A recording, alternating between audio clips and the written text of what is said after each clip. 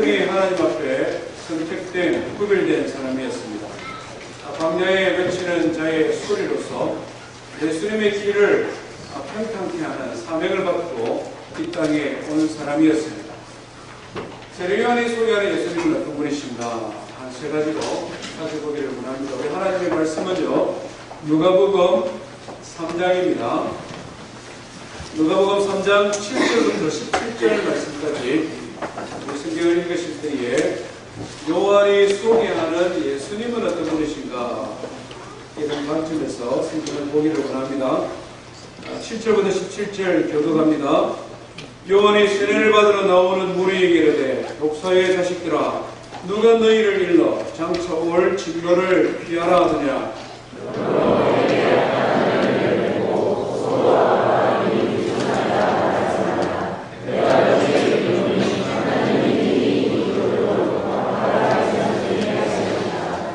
이미 도끼가 나무 뿌리에 놓였으니 좋은 열매 맺지 아니하는 나무마다 지켜 불에 던져지리라.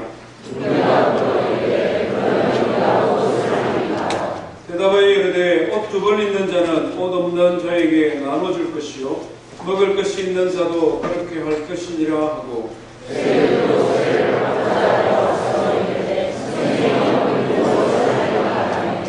이르되 부과된 것 외에는 거두지 말라 하고,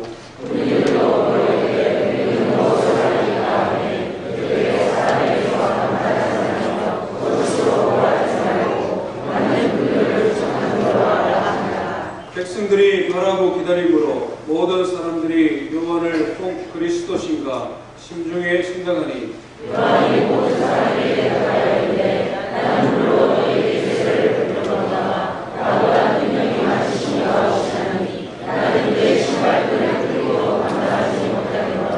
그는 성령과 불로 너희에게 세례를 베풀 것이요. 마쳤습니다. 손에 기를 들고 자기의 가장 많은 일 정하게 하사 알곡은 모아 독사에 두고 저희는 헛되지 않는 그의 의로우시다. 요한이 우리에게 소개하는 예수님은 회개를 통하여 만날 수 있는 분이십니다. 다른 말로 하면 회개하는 자만이 예수님을 알 수 있다 하는 것입니다. 오늘 우리가 읽은 본문의 말씀은 회개 또는 세례라는 말이 계속 반복적으로 등장하는 것을 보게 됩니다. 먼저 누가복음 3장 3절에 보니까 요한은 회개의 세례를 전파했다라고 말씀하고 있습니다. 오늘 읽은 7절에도 세례를 받으러 나오는 무리들, 다른 말로 하면 회개의 세례를 받으러 나오는 무리, 8절에는 회개에 합당한 열매를 맺고, 12절에도 세리들도 세례를 받고자 하여 왔어. 이렇게 계속 반복적으로 회개, 세례 이 말이 등장을 하고 있습니다. 그 이유는 무엇입니까? 예수님을 만나기 위해서는, 예수님을 바로 알기 위해서는 회개해야 된다. 회개하는 자만이 예수님을 알게 된다는 것입니다. 구체적으로 요한이 말하는 회개가 무엇인가? 그것은 7절부터 14절까지 있는 세례 요한의 설교를 들으면 알 수 있습니다. 그는 무리들을 향하여서 회개할 것을 선포했습니다. 그가 강조하는 회개는 한 두 가지로 구별되어 있는데요. 첫 번째는 공적으로 드러나는 죄입니다. 말하자면 밖으로 드러나는 죄. 12절에 있는 세리공무원들, 14절에 있는 군병들, 대표적으로 유대 사회에 있어서 죄인으로 지목되었던 사람들입니다. 왜 그렇습니까? 그들은 자기 주기를 가지고 잘못된 이득을 취했기 때문에 그렇습니다. 정해진 세금 외에 더 많은 세금을 투자했습니다. 군인들은 자신들이 가지고 있는 주기를 가지고, 무기를 가지고, 권력을 가지고 사람들을 억압했습니다. 겉으로 드러나는 죄, 자타가 공인하는 죄를 가진 사람들을 향하여서 회개하라. 더 나아가서 세례 요한은 마음의 죄를 가지고 있는 사람들을 대하여서도 죄를 지적을 하고 있습니다. 8절 말씀에 오늘 보시면 회개에 합당한 열매를 맺고 속으로 아브라함이 우리 조상이라 말하지 말라. 속으로 교만하지 말아라. 유대인들은 굉장한 선민의식을 가지고 살았던 사람들입니다. 우리는 하나님과 아브라함의 언약에 의하여 특별히 구별된 사람들이다. 우리가 세상을 살아가면서 좀 비록 범죄하고 죄를 지었다 하더라도 우리는 하나님의 특별한 사랑을 받는 특별 대우를 받는 사람이기 때문에 우리는 걱정할 것이 없다. 유대인들의 잘못된 선민의식이 었습니다. 엉터리로 신앙생활을 하면서도 속으로는 자부심과 속교만을 가지고 살았던 유대인들, 눈에 드러나지 아니하는 마음의 죄를 가진 그들을 향해서도 세례요한은 지적합니다. 속으로 아브라함의 자손이라고 교만하지 말아라. 하나님께서는 능히 이 돌들로도 아브라함의 자손을 만드실 수 있는 분이시다. 형식적인 할례가 중요한 것이 아니다. 형식적으로 교회를 출입하는 것이 중요한 것이 아니다. 행위의 삶 속에 진정한 변화가 없다면 회개하라. 그렇지 아니하면 예수님을 만날 수 없다 하는 것입니다. 세례요한은 굉장히 점잖게 설교를 하지 않았던 것 같습니다. 오늘 읽은 9절 말씀해 보니까 뭐라고 말을 합니까? 도끼가 이미 나무의 뿌리에 놓였으니, 도끼가 이미 나무의 뿌리에 놓였으니 회개하지 아니하면 찍어 버릴 것이다. 불에 태워 버릴 것이다. 더 나아가서 더 과격한 말도 사용합니다. 7절 말씀해 보니까 세례를 받으러 나온 무리들을 향하여 독사의 자식들아, 독사의 자식들아. 예수 그리스도의 길을 예배하러 온 이 선지자가 왜 이렇게 가혹하고 거친 말을 통하여 설교를 하고 있습니까? 그것은 회개하지 아니하면 예수님을 만날 수 없기 때문에 그렇다는 것입니다. 죄인 중에 죄인이면서도 이스라엘 선민이라는 거짓된 선민의식을 가지고 살아가면서 구원은 까놓은 당성이라 생각하는 사람들, 착각하는 사람들, 자신은 어렵고 어려울 뿐만 아니라 다른 사람을 평가하고 판단하고 정죄하는 소위 백성의 지도자들, 회개하지 아니하면, 그들의 마음을 겸손하게 바꾸지 아니하면 예수님을 볼 수도 없고 알 수도 없다는 것입니다. 회개한다는 것은 무엇을 의미하겠습니까? 하나님 앞에 자기 자신을 비추어 본다는 것입니다. 하나님 앞에 나는 어떤 사람인가?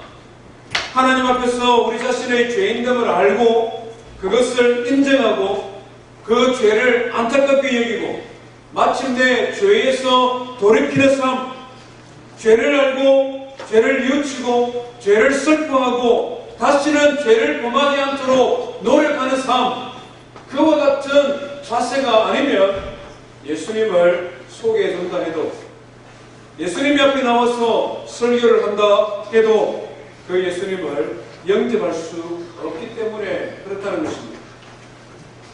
우리의 신앙의 삶 속에 있어서 세례가 얼마나 중요한가, 그것은 우리 신앙생활하는 성도님들의 모습을 보면 확인하게 눈에 들어옵니다. 처음 예수님을 믿을 때 한번 생각해 보시길 바랍니다. 설교를 통하여, 성경 공부를 통하여 죄가 무엇인지를 알고 죄에 대하여 회개한 사람, 그래서 예수 그리스도를 나의 모든 죄를 대신하여 십자가에 달려 죽으신 하나님의 아들로 알고 그래서 회개하고 세례받은 사람들, 구원의 은혜를 알기 때문에 다시금 예수 그리스도를 십자가에 못 박는 것과 같은 그런 죄를 다시는 짓지 않게 알아야 되겠구나, 그런 결심과 다짐 속에 살아가는 사람들, 지속적인 믿음의 성장이 있습니다. 그렇지 않습니까? 인생이 연약하지만 죄를 이기고자 하고 죄를 멀리하려고 그러고 죄와 싸워 이기려고 애를 쓰는 그런 하나님의 사람으로 점점점 삶이 변화되어지는 믿음의 성장해가는 것을 보게 됩니다. 그런데 첫 단추가 잘못 끼워지신 분들, 죄가 무엇인지, 회개가 무엇인지 회개의 경험이 없는 사람들, 신앙생활이 힘들고 어렵습니다. 왜 그렇습니까? 신앙생활을 단지 사람을 만나고 어울리고 교회 생활에 적응하고 익숙해지는 것, 그것이 신앙생활로 잘못 생각하기 때문에 그렇습니다.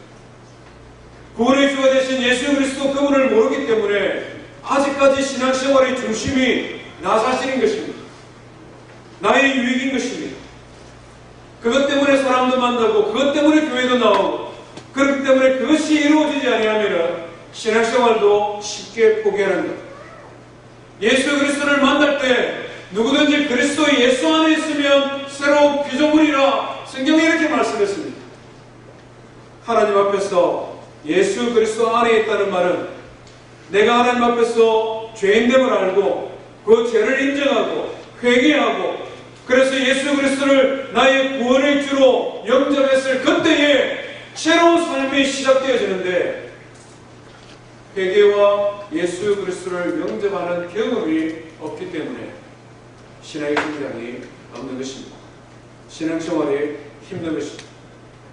베드로가 예루살렘 교회에서 처음 성령 충만하여 설교했던 그 설교를 한번 기억해 보시기를 바랍니다. 베드로가 이스라엘 회중들을 향하여 뭐라고 외칩니까? 너희가 회개하여 예수 그리스도의 이름으로 세례를 받으라. 회개하는 것이 선행되어진다는 것입니다. 하나님 앞에서 우리 자신을 다시 돌이켜 보시기를 바랍니다. 내가 이 세상에서 세상 사람이 기준이 아닌 세상의 법이 기준이 아닌 우리의 마음의 중심까지 바라보시는 하나님 앞에서 내가 어떤 존재이냐, 내가 하나님 앞에서 얼마나 죄인되냐, 그것을 인정하고 그 죄를 대신하여 십자가에 피 흘리신 예수 그리스도를 구주로 영접하고 예수님을 다시금 십자가에 못 박는 것, 그것이 얼마나 크고 중요한 것인지를 알아서 죄를 멀리하며 회개하는 삶을 살아가기를 주의 이름으로 축원드립니다. 아멘. 회개하는 삶은 처음 예수 믿을 때만 필요한 것이 아닙니다. 우리가 지속적인 믿음의 성장을 이루기 위해 예수 그리스도를 닮아가는 신앙의 삶을 살아가기 위해서는 우리는 항상 하나님의 말씀의 거울 앞에 우리 자신을 바라보고 회개해야 됩니다. 진짜 이사야가 우리에게 주는 교훈이 무엇입니까? 여호와의 손이 짧아서 구원하지 못하는 것도 아니요, 여호와 하나님의 귀가 어두워서 듣지 못하는 것도 아니라 오직 너희의 죄악이 너희와 하나님 사이를 갈라놓았고 너희 죄가 그의 얼굴을 가리워서 너희에게 듣지 아니함이니라.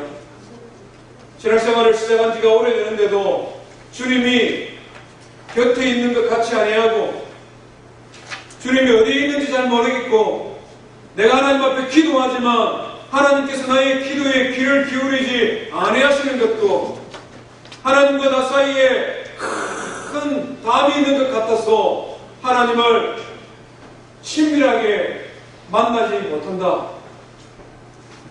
우리 자신을 다시금 말씀의 거울 앞에 비춰보시기를 바랍니다.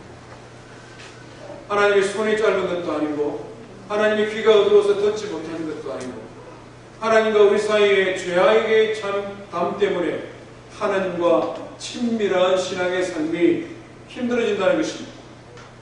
하나님과 대면하고 하나님이 마치 나의 친구처럼 나의 곁에 계시고 나의 외로움도 하시고 나의 안타까움도 하시고 고민도 하시고 그래서 내가 하나님 앞에 간구할 때마다 친밀히 다가오시는 사랑하는 주님, 그 주님과 동행하는 삶을 살기 원하십니까?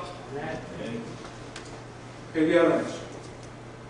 우리 자신을 주님의 십자가 앞에 다시금 내려놓는 그와 같은 회개의 삶이 주님과 친밀한 신앙의 삶의 전제 조건이 되어진다는 것입니다. 세례요한은 우리에게 회개를 통하여 만날 수 있는 주님에 대하여 소개합니다.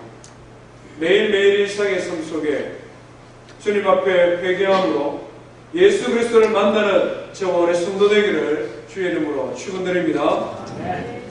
세례요한이 소개하는 예수님은 어떤 분이십니까? 우리 16절 말씀을 다시 한번 읽어보겠습니다. 16절입니다. 시작.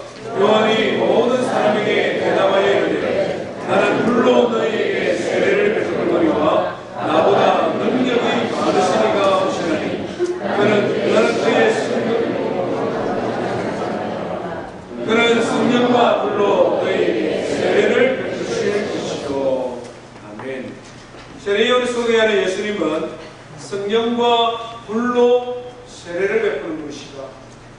성령과 불로 세례를 베푸는 것입니다. 이 말씀이 무슨 말씀인지 잘 이해할 수 있도록 세례요한은 대조를 하고 있습니다. 대조법을 사용하고 있습니다. 나는 물로 세례를 주지만 예수님은 성령과 불로 세례를 주신다.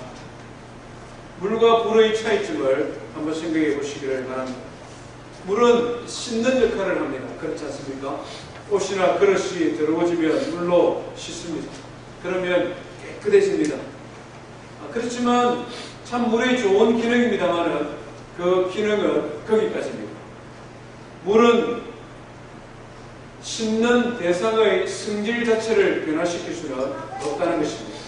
그냥 겉에 있는, 표면에 있는 그런 먼지나 그런 때는 제거하지만 성질 자체를 변화시키지는 못합니다.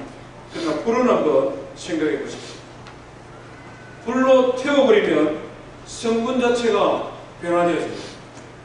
철광석을 한번 생각해 보십시오. 광석, 철이 들어가 있는 돌, 겉으로 볼 때는 철광석인지 그냥 별 필요없는 돌인지 분간이 잘 안됩니다만 용광로에 넣고 태워버리면 모든 이물질이 다 없어져 버리면 아주 강한 쇳덩어리가 나오는 것을 보게 됩니다.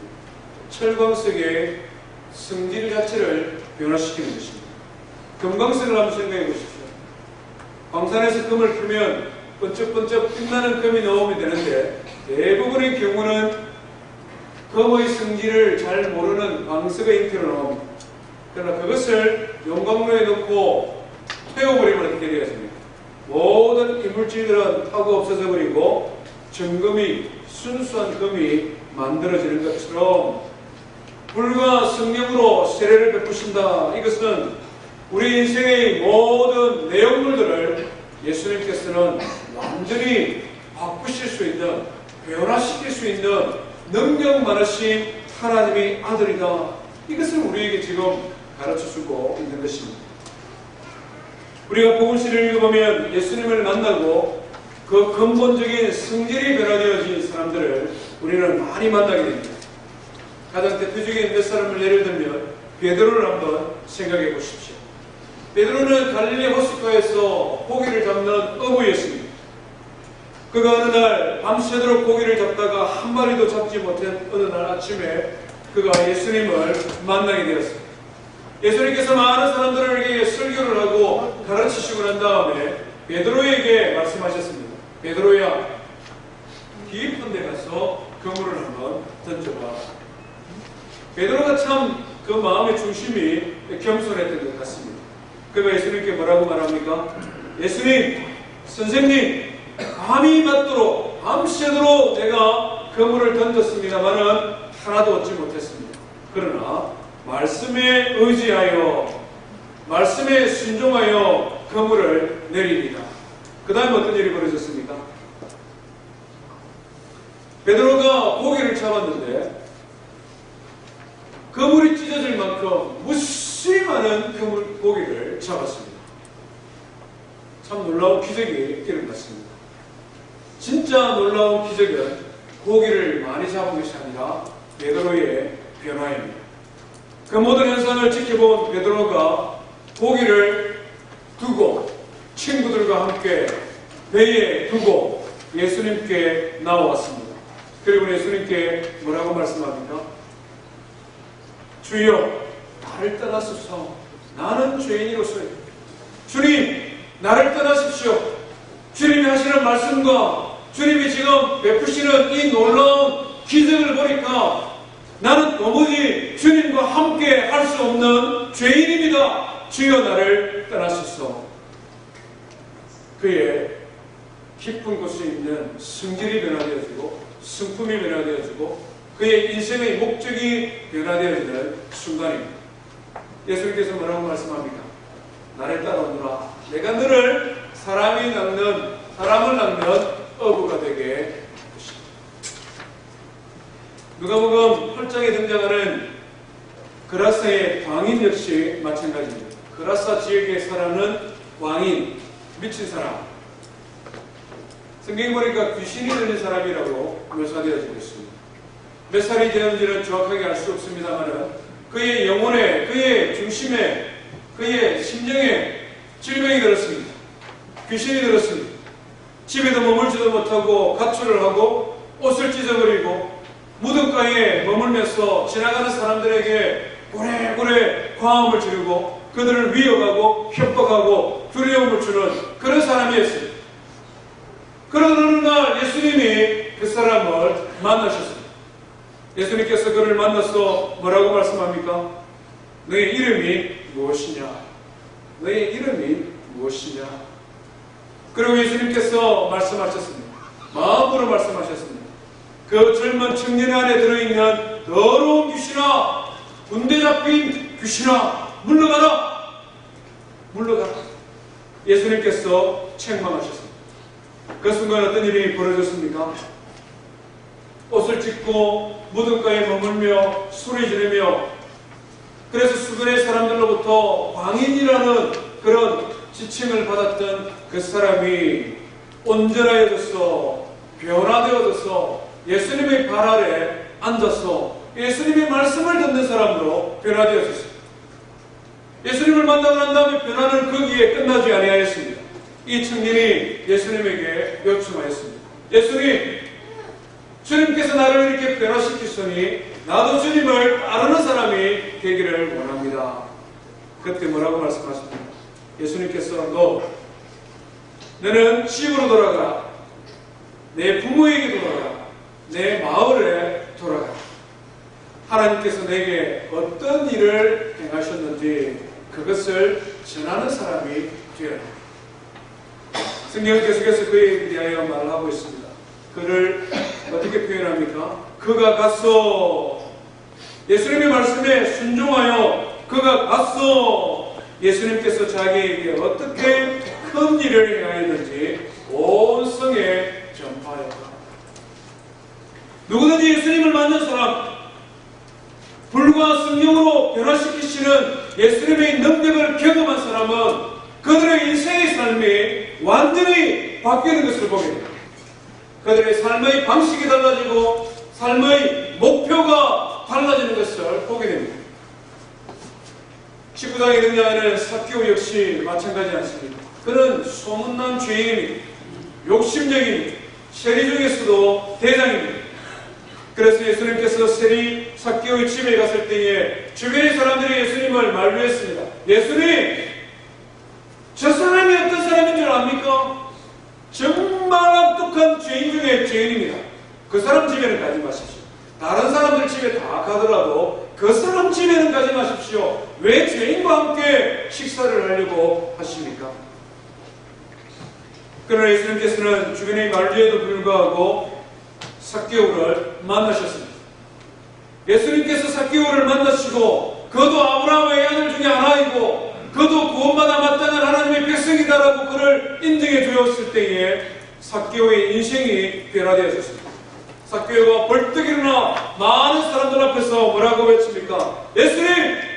내가 누구의 물건을 남의 사람의 재산을 해롭게 한 일이 있으면 4배나 갚겠습니다. 뿐만 아니라 나의 모든 재산의 절반을 가난한 사람들을 돕는 데 사용하겠습니다.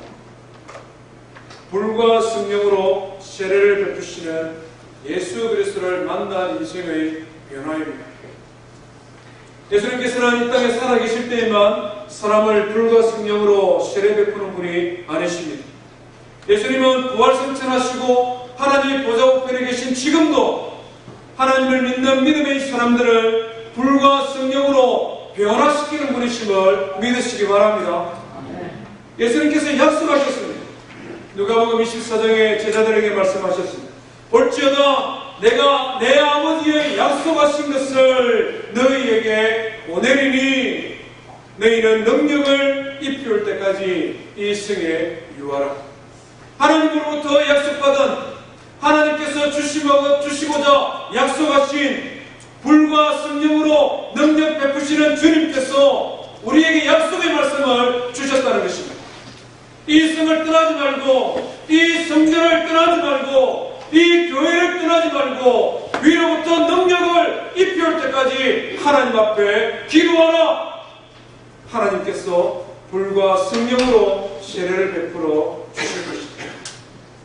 사도행전 1장에서도 동일하게 반복해서 말씀하지 않습니까?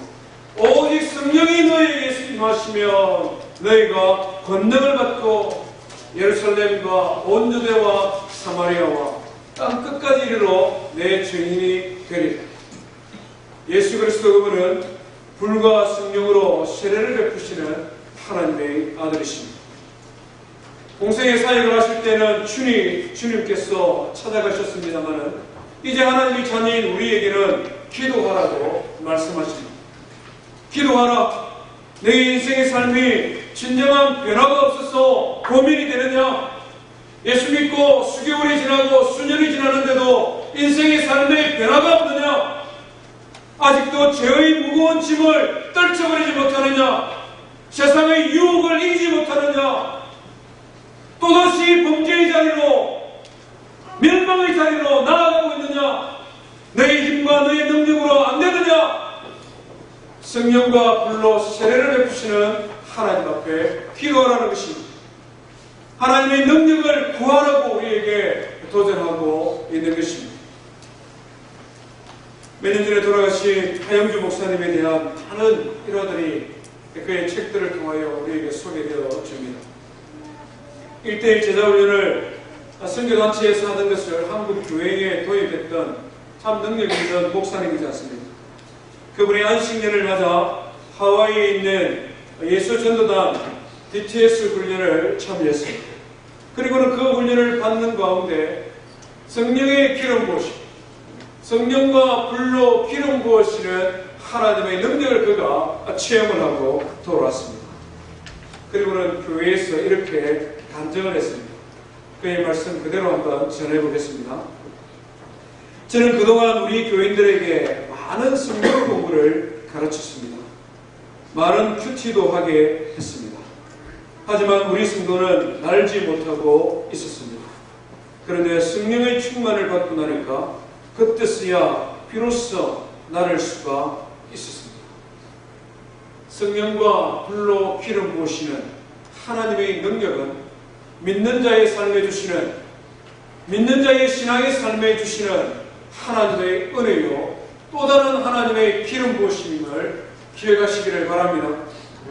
하나님께서 우리에게 하나님의 자녀라는 고귀한 신분을 허락해 주셨는데, 하나님께서 우리를 공중을 박차고 날아오르는 독수리라는 신분을 우리에게 주셨는데, 날지 못한다면, 날개가 있으나 날지 못한다면 무슨 의미가 있겠습니까? 우리가 어떻게 이 세상을 죄와 사와 이기며 어떻게 이 세상에서 세상의 빛과 소금으로 살아가며 하나님의 아들로 예수 그리스도의 제자로 승리하는 삶을 살 수 있겠습니까?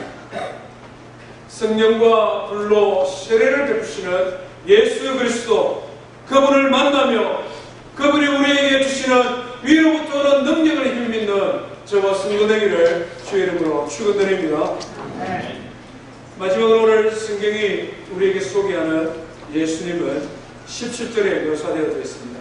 17절 말씀을 다시 한번 읽겠습니다. 시작. 손에 키를 들고 자기의 가닥마당을 정하게 하사 알곡은 모아 폭발에 들이고 쭉정이는 꺼지지 않는 물에 태우시리라.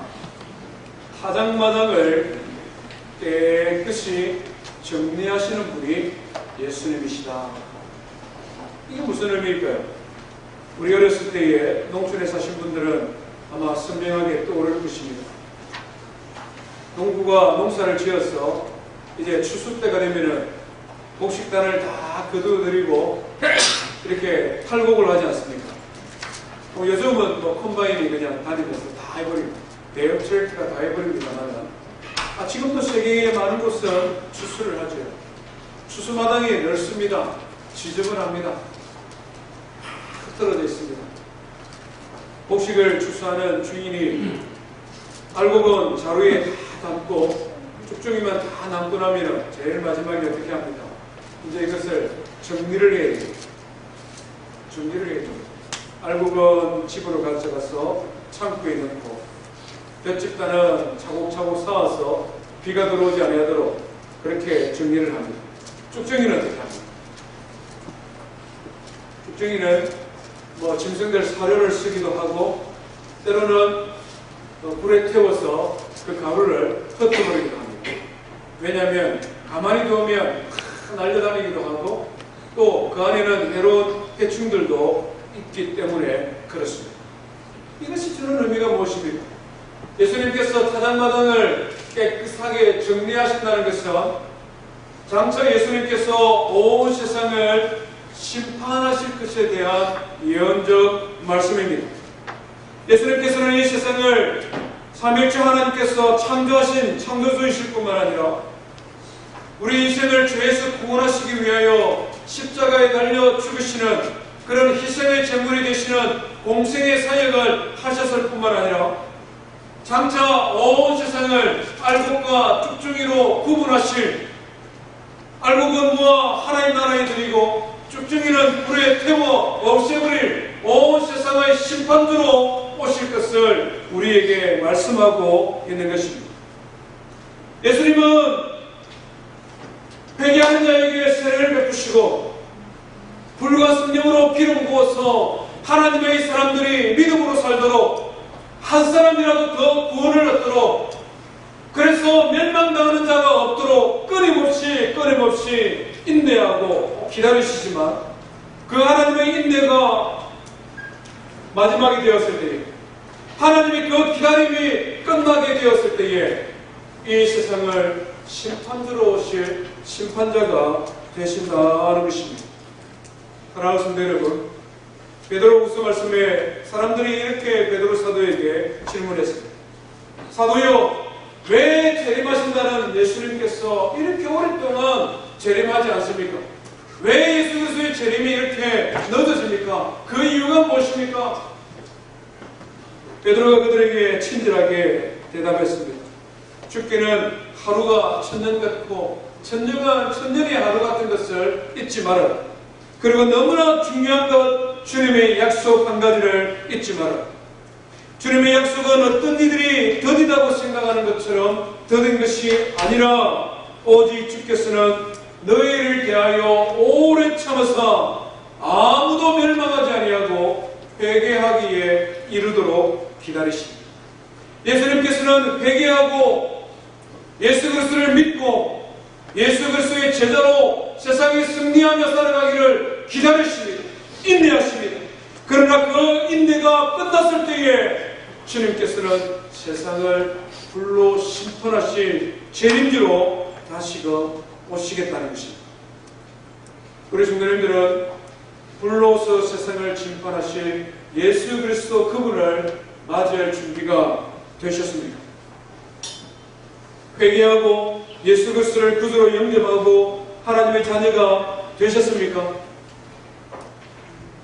죄와 유혹이 올 때마다 주님을 다시금 십자가에 못 박는 그런 어리석음을 범하지 아니하기 위하여 죄와 싸우되 피 흘리기까지 싸우며 정결한 삶을 살기 위해 노력하고 있습니까? 세례요한의 회개에 합당한 열매를 맺지 아니하면 도끼로 그 나무를 찍어버린 것 같이 주의 심판이 예고되어져 있는 그 심판대 앞에 알곡으로 서실 준비가 되셨습니까? 날마다 우리 안에서 능력으로 역사하신 후 성령의 영성으로 우리의 죄를 지져가시고 우리에게 기회를 주시고 다시금 우리로 하여금 하나님 앞에 잡아가고 돌아오도록 기다리시는 그 주님의 영성에 순종하고 있었습니다. 주님께서는 알곡과 쭉정이를 구별하시겠다고 우리에게 말씀하고 있습니다. 언제 알곡과 쭉정이가 드러나게 됩니까? 매달려 있을 때는 추수하기 전에는 알곡인지 쭉정이인지 알 수가 없습니다. 그러나 바람이 불고 환란이 오고 고통이 오고 시련과 역경이 찾아오면 그래서 주님께서 심판의 바람을 부시면 알곡은 알곡대로 쭉정이는 쭉정이대로 구별되어지는 그와 같은 때가 분명히 있을 것이라고 성경은 우리에게 말씀하고 있습니다. 사랑하는 성도 여러분, 주님 앞에서 알곡으로 세워지기를 주의 이름으로 축원드립니다. 주의 심판대 앞에서 내가 주의 말씀을 따라 회개하였으며 내가 주의 성령의 음성을 따라 순종하였으며 내가 이 세상에 죄와 싸워 이기고 세상의 빛과 소금으로 불러주신 그 부름에 응답하는 삶을 살았느라고 자신있게 주님 앞에 설 수 있는 저와 성도되기를 주의 이름으로 축원드립니다. 그 말씀 기억하며 함께 하나님 앞에 찬송하기 원합니다. 빈들의 마른 풀같이 183장 준비되었습니다.